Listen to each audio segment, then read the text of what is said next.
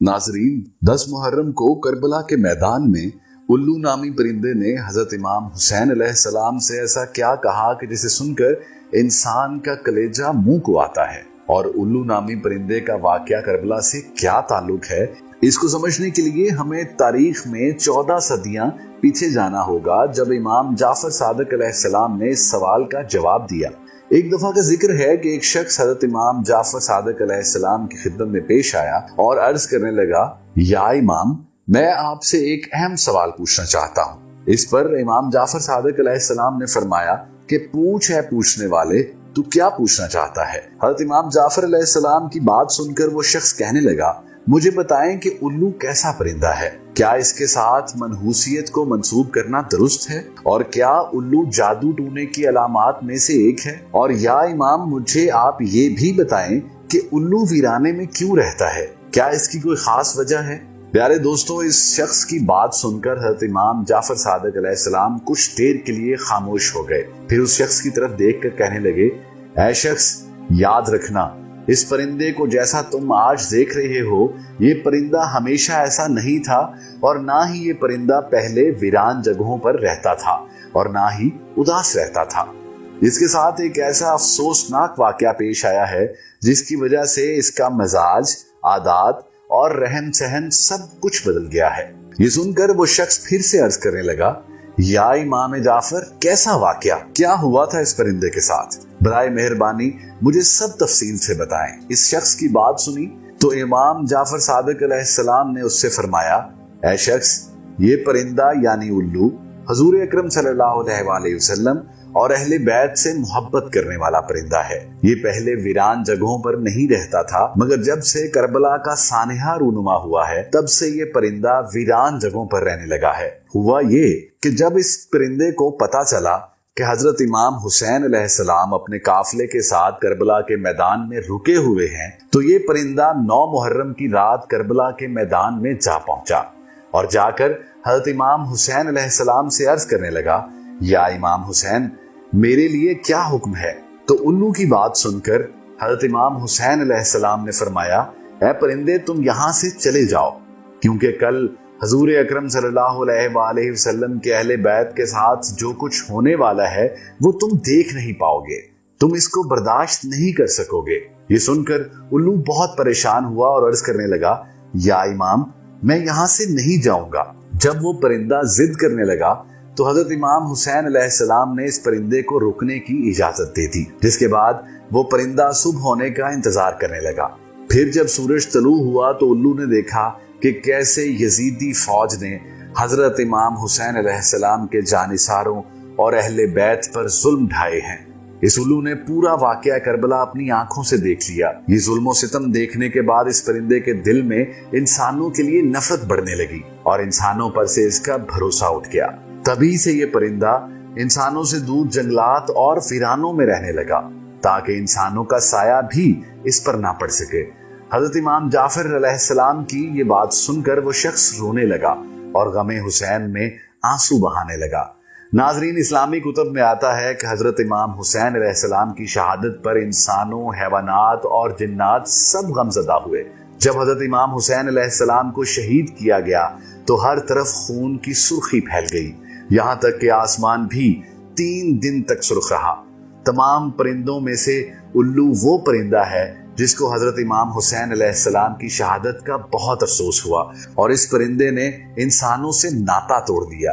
ये बेजुबान परिंदा भी इतना समझता है कि हजरत इमाम हुसैन अलैहिस्सलाम वो थे जो अल्लाह के नबी हजरत मोहम्मद मुस्तफ़ा सल्लल्लाहु अलैहि वसल्लम की गोद में खेलकर बड़े हुए थे, जो जन्नत के नौजवानों के सरदार हैं। एक बेजुबान परिंदा ये बात समझता है, मगर अफसोस के काफिर दिमाग और जुबान रखते हुए भी ना समझ सके। जब से हजरत इमाम हुसैन अलैहिस्सलाम की शहादत हुई, तब से उल्लू ने आबादी में रहना छोड़ दिया और वीरानी में रहना शुरू कर दिया। उल्लू सिर्फ रात में बाहर निकलता है और दिन को तन्हा और वीरान जगह पर रहता है। जब हजरत इमाम हुसैन अलैहिस्सलाम को शहीद किया गया तो उल्लू ने कसम खा ली कि अब वो कभी आबादी में नहीं रहेगा, बल्कि तन्हा वीरान जगह पर रहेगा اور اب الو رات بھر غمگین رہتا ہے یہاں تک کہ صبح ہو جاتی ہے۔ حضرت امام حسین علیہ السلام کی شہادت سے پہلے الو آبادی میں رہتا تھا اور جب بھی کوئی کھانا کھاتا تو الو پاس آ کر بیٹھ جاتا اور لوگ اسے کھانا بھی ڈال دیتے اور پانی بھی ڈالتے اور وہ کھا پی کر واپس اپنی جگہ پر چلا جاتا۔ جب حضرت امام حسین علیہ السلام کو شہید کیا گیا تو وہ پہاڑوں اور جنگلوں کی طرف چلا گیا اور جاتے ہوئے یزیدیوں سے بول کر گیا کہ تم کتنی بری امت ہو، تم کتنے بد نصیب ہو جنہوں نے اپنے ہی نبی حضرت محمد مصطفیٰ صلی اللہ علیہ وآلہ وسلم کے نواسے کو شہید کر دیا۔ پھر میں تو ایک پرندہ ہوں، تم سب میرا کیا اچھا سوچو گے، بہتر ہے میں اپنی خود حفاظت کروں۔ اور یہ بول کر وہ چلا گیا۔ اب وہ سارا دن کچھ کھاتا پیتا نہیں اور دن کو روزہ رکھتا ہے، جبکہ شام کو حضرت امام حسین علیہ السلام کی شہادت کی یاد میں غمزدہ رہتا ہے۔ جہاں الو حضرت امام حسین علیہ السلام کی شہادت پر غمگین ہے، وہاں کبوتر بھی ایک ایسا ہی پرندہ ہے جس کو حضرت امام حسین علیہ السلام کی شہادت پر بے انتہا دکھ ہوا۔ یہ پرندہ بھی ان لوگوں پر لعنت بھیجتا ہے جنہوں نے اللہ کے رسول کے نواسے کو شہید کیا۔ امام جعفر صادق علیہ السلام کا کہنا ہے کہ کبوتر کو گھروں میں پال لو، کیونکہ کبوتر حضرت امام حسین علیہ السلام کے قاتلوں کو بد دعائیں دیتا ہے اور ان پر لعنت بھیجتا ہے۔ حضرت امام جعفر صادق علیہ السلام فرماتے ہیں کہ ایک دن میں داؤد کے گھر بیٹھا ہوا تھا تو وہاں ایک کبوتر دیکھا جو زور زور سے کچھ بول رہا تھا۔ تو میں نے پوچھا، داؤد تم جانتے ہو یہ کبوتر کیا کہہ رہا ہے؟ حضرت داؤد نے فرمایا، نہیں میں نہیں جانتا۔ جس پر حضرت امام جعفر صادق علیہ السلام نے فرمایا، یہ ان پر لعنت بھیج رہا ہے جو نواسہ رسول صلی اللہ علیہ وآلہ وسلم کے قاتل ہیں، اس لیے اس پرندے کو گھر میں پال لینا چاہیے۔ ناظرین، بعض افراد الو کو نحوست قرار دیتے ہیں، مگر بخاری شریف کی حدیث نمبر 5757 میں آتا ہے کہ الو کو منحوس سمجھنا لغو ہے۔